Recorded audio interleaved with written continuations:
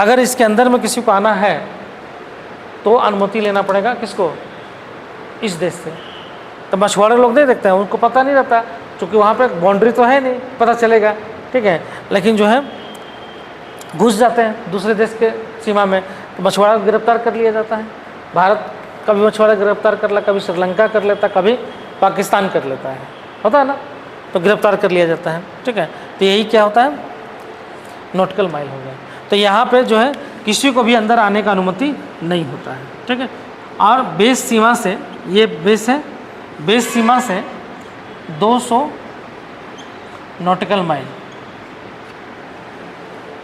Base सीमा से, boundary से 200 nautical mile जो है, ये क्या होता है, SEZ क्षेत्र होता है, सेज,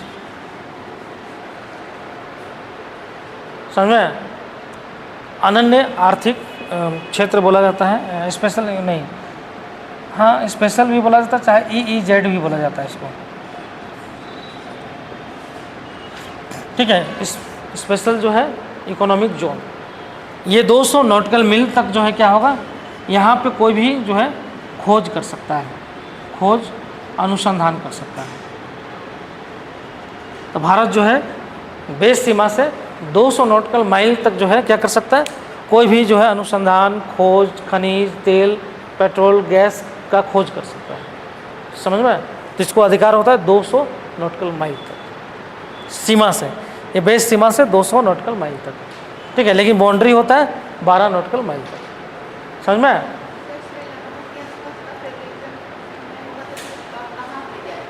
क्या श्रीलंका के आसपास,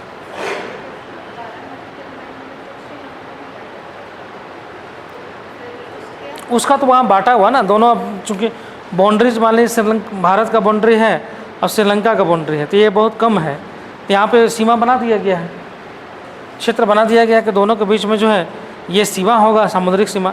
लेकिन जहाँ पे मान लीजिए हिंद महासागर का है ये, है ना, या बंगाल की खाड़ी है, तो ये तो ओपन है ना पूरा पूरा, यहाँ तो ब्लॉक्ड है ना, ये तो एक छोटा सा तलछट्टी है, दोनों के बीच में अलग करता है, ठीक है। यही अलग करने वाला तो पुल है, एक पुल बन जाता है, इतना ज़्यादा तो थोड़े है। तो इसमें जो है बाउंड्री सेट कर दिया गया है कि इसका और इसका बीच का बाउंड्री ये होगा, दो देशों के बीच का बाउंड्री, ठीक है। तो यहाँ पे जो है सुप्रीम कोर्ट का जुरिडिक्शन जो है ये होगा, क्लियर।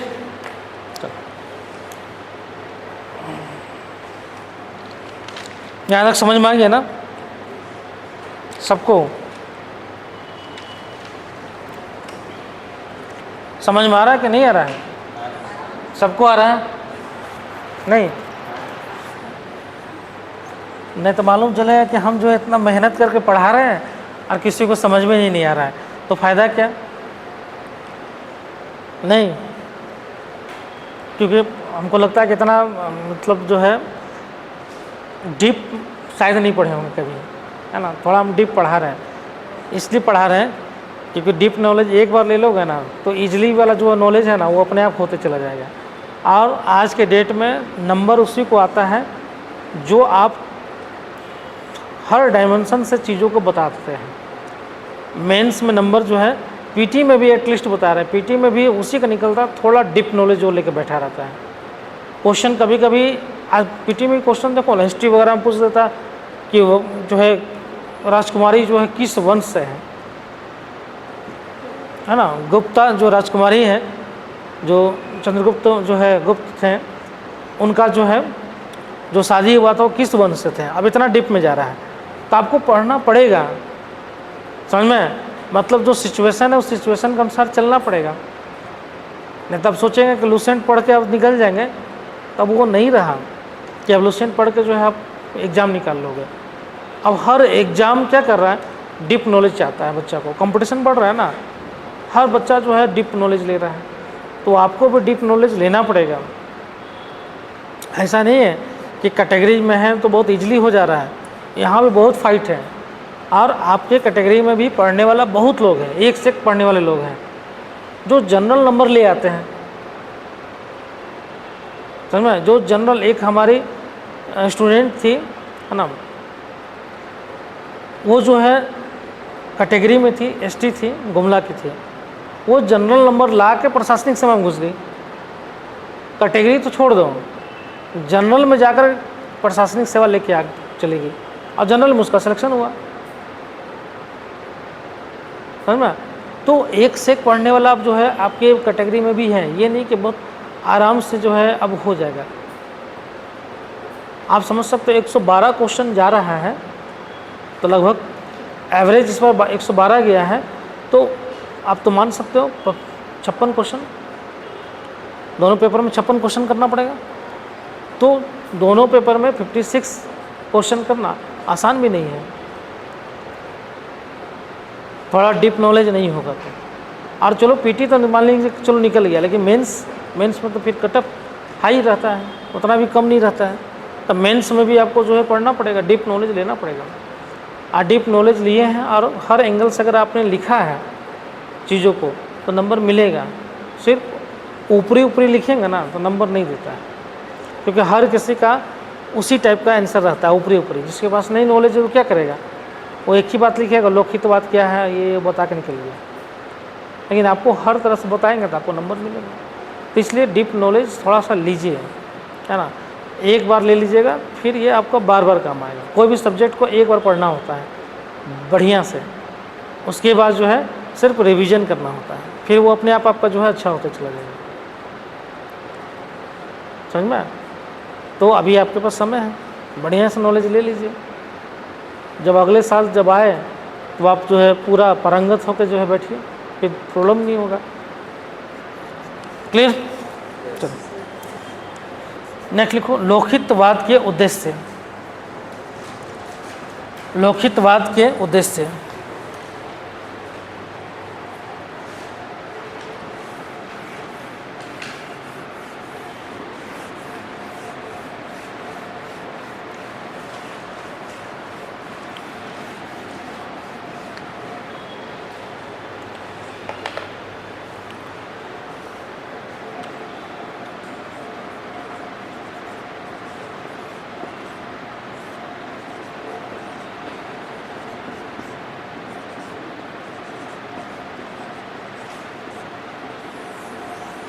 लौकिकवाद का उद्देश्य, पहला पॉइंट लिखिए उसमें, विधि के शासन को प्रोत्साहित करना।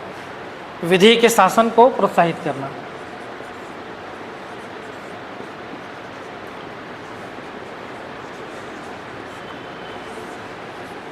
विधि के शासन को प्रोत्साहित करना।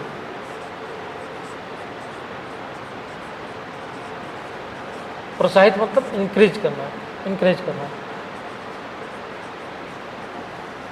दूसरा पॉइंट, संविधान के अनुच्छेद 14 संविधान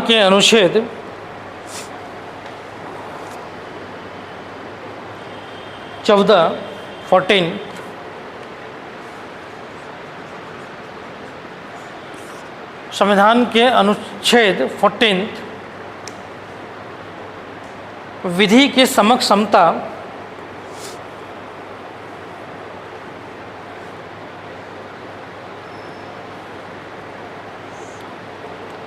एवं विधियों का समान संरक्षण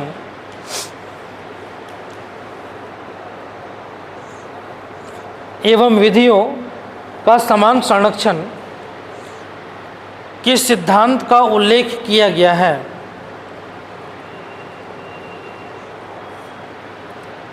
समान संरक्षण के सिद्धांतों लिखिएगा, के सिद्धांतों का उल्लेख किया गया है।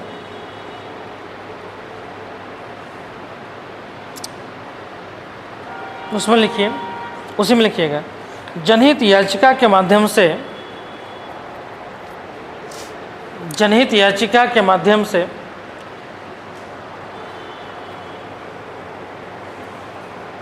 सभी व्यक्तियों को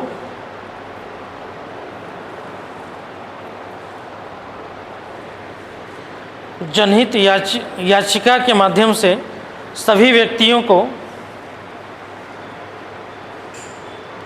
विधियों का समान संरक्षण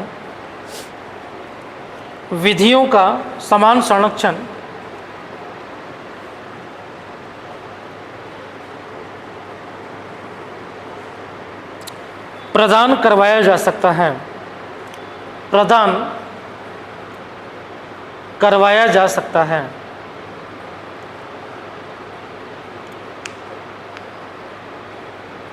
करवाया जा सकता है। नेक्स्ट,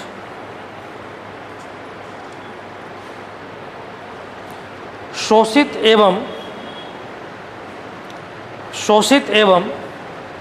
उपेक्षित वर्ग, शोषित एवं उपेक्षित वर्ग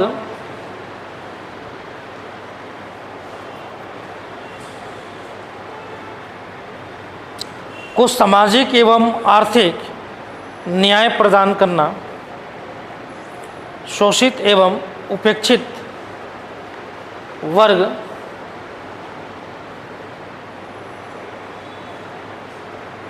को सामाजिक एवं आर्थिक न्याय प्रदान करना।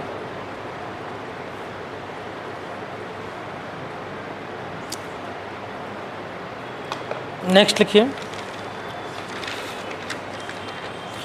लोकहितवाद का उद्देश्य, लोकहितवाद का उद्देश्य शोषित वर्ग को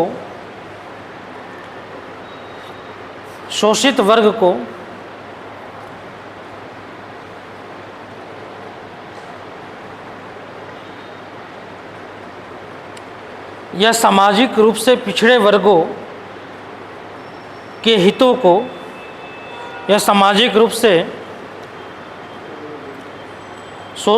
लोकहितवाद का उद्देश्य शोषित वर्ग को या सामाजिक रूप से पिछड़े वर्गों के हितों को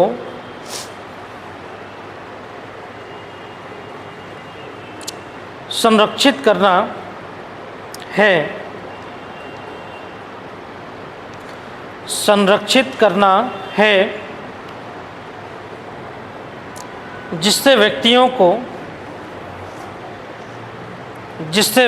को उनके संवैधानिक अधिकारों को, जिससे व्यक्तियों को उनके संवैधानिक अधिकारों को लागू करना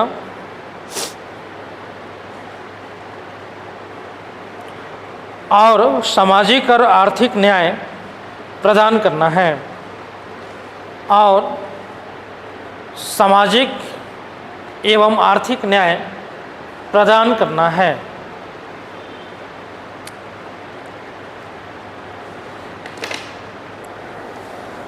समझ में? मतलब इसमें जो है सामाजिक और आर्थिक न्याय प्रदान करना, विधियों के शासन का विधि के शासन को लागू करना, विधियों का समान संरक्षण करना, ये सब इसका क्या है उद्देश्य, ठीक है। प्रोटेक्ट करना, आर्थिक और सामाजिक न्याय प्रदान करना, वैसे व्यक्ति जो वंचित, देखो सबका पॉइंट एक ही आएगा, उद्देश्य में भी वही आएगा, कारण में भी वही आएगा, समझे, महत्व में भी वही आएगा। एक पॉइंट अगर याद कर लोगे तो तीनों जगह यूज कर लोगे, ठीक है।